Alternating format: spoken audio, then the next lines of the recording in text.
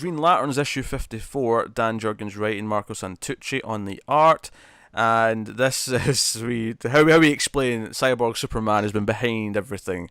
There's a little bit with the All Lanterns as they drop off the survivors on this other planet, and they debate whether or not Simon's like responsible for it. But most of the issue is Simon getting into this fortress and then realizing that, oh shit, I've made a huge mistake. And Cyborg Superman, as a villain always does in comic books, explains how he achieved all this, and that's the issue. Yeah, man, this arc's been so up and down for me. Like, it really picked up when we found out that it was Cyborg Superman, and then I don't. Oh, man, the explanation. This really issue, drug. I loved all the stuff with the rest of the core. You know, we got all the lanterns. You know, dealing with the Penelope's people. Yep. All that stuff, and the lanterns discussing what's going on with Simon. Great stuff. Mm-hmm. Everything with Simon himself. Oh, what a chore. And so when we started this with Humphreys and we had the Red Lanterns and we were like, oh man, this is kind of rough. But then it really picks up, and we had a whole arc where he talks with Batman about why he doesn't need to carry a gun. Mm-hmm. Yeah. And it was a really nice and thought out arc by Humphreys, and probably one of my favorite things he did. And I feel all that goodwill was wasted in a single, 2 pages. Yeah. No, I agree. It feels like we just undid all that character development. He's like, I knew I should never have given up the gun. I'm like, but we did a whole thing about why you don't need the gun. And like, so Cyborg Superman can get in technology, so you just pick up a random alien-looking blaster. Like, you don't know how Cyborg Superman's going to be able to operate that. The whole reason you don't want to use your ring is because it's been corrupted by Cyborg Superman. So... Yeah. Or Henshaw. I'm going to call him Henshaw. I'm not calling him Cyborg Superman anymore. So he's been demoted. He's been demoted in Matt's eyes. Yes, he is. I mean, there's like small parts of the explanation I kind of liked, but like for the most part, it was definitely a lot of convoluted explanation as to how this was all happening. But I agree that the big problem with the issue is at the end when he decides like, oh, I trusted the ring, I shouldn't have done that. Here's this alien gun that's just sitting in the fortress. Okay, that moment was like, I liked the decision to give it up. I liked what that was for his character, and just reversing it like this because of one thing essentially. I don't know. It felt I would have liked it more if he was like, oh, this guy basically killed a Guardian. We might need bigger firepower. That's the thing. And leave that, but don't have him pick up this gun that, for all he knows, is a garage door opener in the fortress. Here's the thing. I don't even think it's that he can't use a gun again. I think he can, but I think it has to be a big decision to be like, okay, no, I need to use this because, for whatever reason. And I think you can still do that in this story. But because, I shouldn't have trusted the ring, that's cheap. Oh yeah, That annoys me. Like I think there's no problem. Like, he's in a position where the ring runs out and there's like weapons lying around, and he uses whatever's there, including guns, to defend himself or win the battle. Fine, I have no problem with that. The problem is that he actively says, "Oh, I trusted the ring, and never again. I need to go back to my old safety net of the gun." Like I don't know, it felt.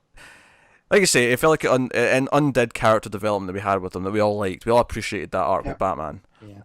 So, that kind of sucked. Henshaw's dialogue sounds a bit more hokey than usual. I don't know. Maybe I've just forgotten what he usually sounds like. I think that's because he wasn't this bad in action. Like when he popped back up there. Yeah, I think wasn't this. I think this is a symptom of.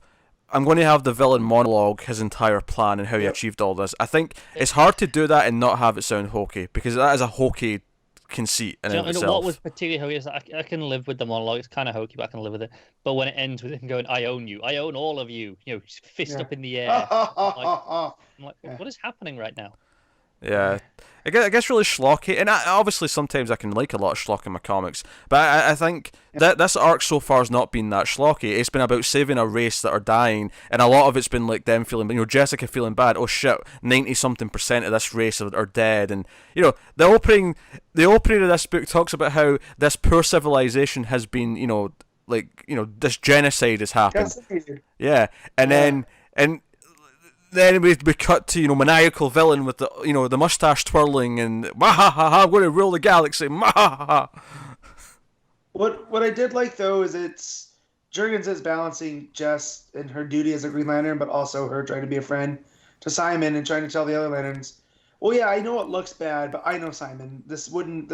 It's not what it looks like. Like I know he didn't kill the Guardian, but and so I like that he's trying to balance that with everything else going on. But I just feel there's a better economy of doing this. Like also, I feel like there's a better like I don't because the whole thing is that he's like, oh, I had the phantom ring, like I had it go invisible and it was on your hand the whole time, you didn't know, and that's how I was controlling you. PSX phantom ring. And I'm like, but like, since you're controlling everything, couldn't you just talk to him through the green ring?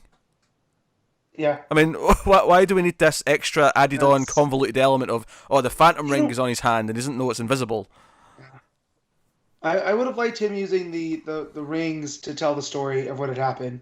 So, like, then that would definitely give Simon the feeling that he's not in control of his own ring because the Phantom Ring or whatever.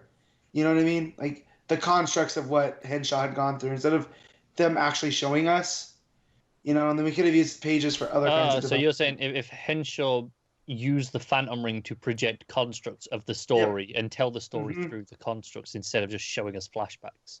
Yeah, so show and then we could use those other pages now that are taken up by, you know, however many panels of the constructs to develop things a little bit more, like him deciding that he needs to use the gun.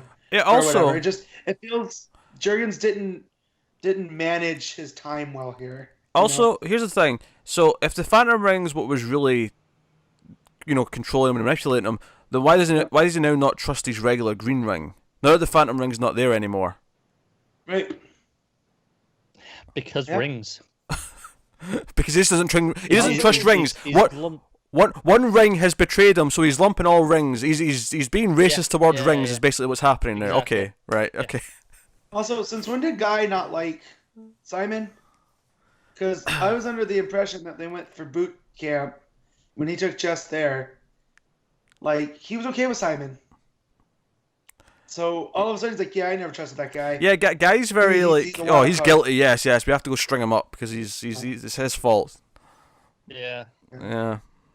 Like, Guy's a hothead and jumps to conclusions, but he's not that. Like, this is something a bull cut guy, not Guy that's been an honor guard in the Green Lantern Corps for like the last 15 years. You know, it doesn't. There's just a lot here that doesn't make. I don't want to say it doesn't make sense, but it just, in terms of how I know these characters, it just doesn't add up. Yeah, just a bit schlocky and a bit forced. It is a shame because I've been liking this arc pretty much the whole way until now. Yeah, when Henshaw showed up at the end of the last issue, I was stoked. I was like, oh, of course, it's Jurgens. And then this happens. I mean, I like the first chunk when it's just him like breaking in, and then the reveal as he walks out, and it's just, you know, the red eye and the, you know, Terminator almost as he blasts him. That's fun. Yeah. That works. What we're basically saying is the first half of the book is pretty good. Yes.